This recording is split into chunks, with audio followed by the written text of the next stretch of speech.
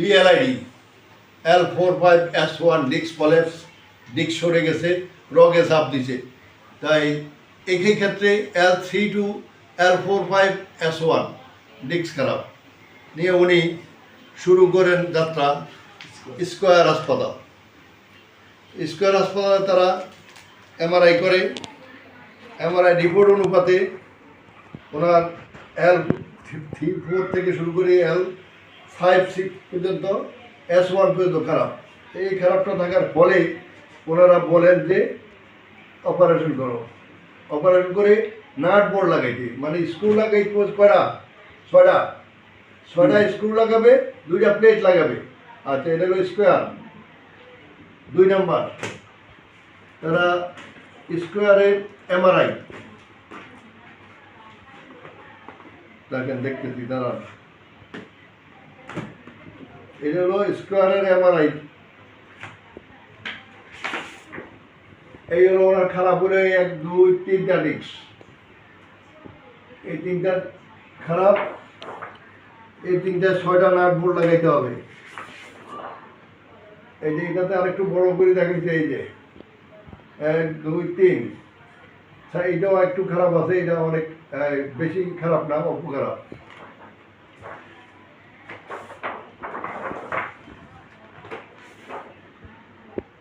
এই যে তারপরে উনি যান, রাখেন, দেখেছি ইউনাইটেড হাসপাতাল, এখানেও দেখেন তারা অপারেশন করতে বলে। এরপরে যান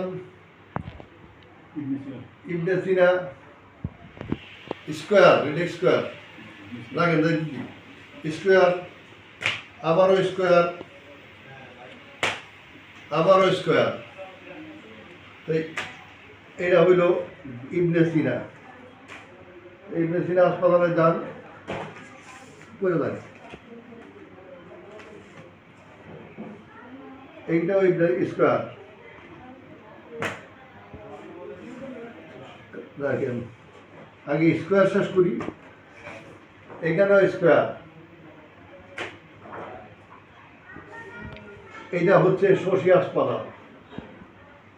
আমরা জানি যে সবসময় স্যার বলেন যে ওনাদের ওখানে রোগী নাকি 100% সুস্থ হয়ে যায়, কিন্তু আসলে উনি সুস্থ হন না, এটা ওনার দুর্ভাগ্য। কয়দিন ছিলেন এখানে?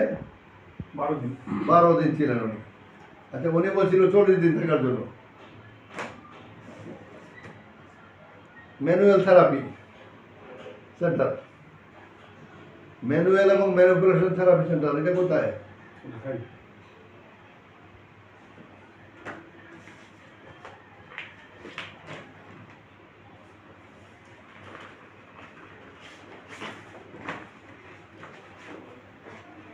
তারপরে এইটা ওরাও এখানে পরীক্ষা নিরীক্ষা করে। আচ্ছা, করার পরে কি নাম আপনার? বলেন আপনার সমস্যাটা কি? আমার PLID সমস্যা।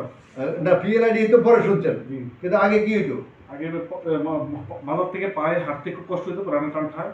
মাথা থেকে কোমর থেকে পা পর্যন্ত ব্যথা, এই হলো ওনার সমস্যা। এই সমস্যা নিয়ে উনি প্রখ্যাত হাসপাতালগুলোতে ঘুরে বেড়াইছেন, কিন্তু লাভের বেনিফিট কি হয়েছে? কিছু হয়নি, বেনিফিট কিছু হয় নাই। টাকা কত গেছে? লাখ দুয়েক। আচ্ছা, লাখ দুয়েক টাকাও গেছে, বেনিফিটও পান নাই। তো আজকে আসে আমাদের এখানে, আমরা একটু পরে ওনার চিকিৎসা শুরু করি।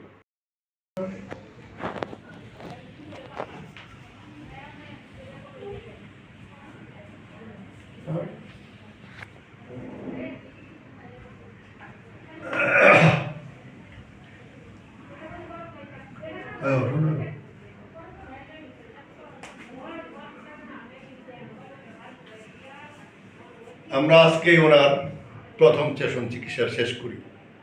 আমরা প্রথম সেশন চিকিৎসা করি ওনার কায়োথেরাপি, কারো বডি ম্যানেজমেন্ট এবং কারো অ্যাডজাস্টমেন্ট, এই 3টা নিয়ে ওনার চিকিৎসা শেষ করি।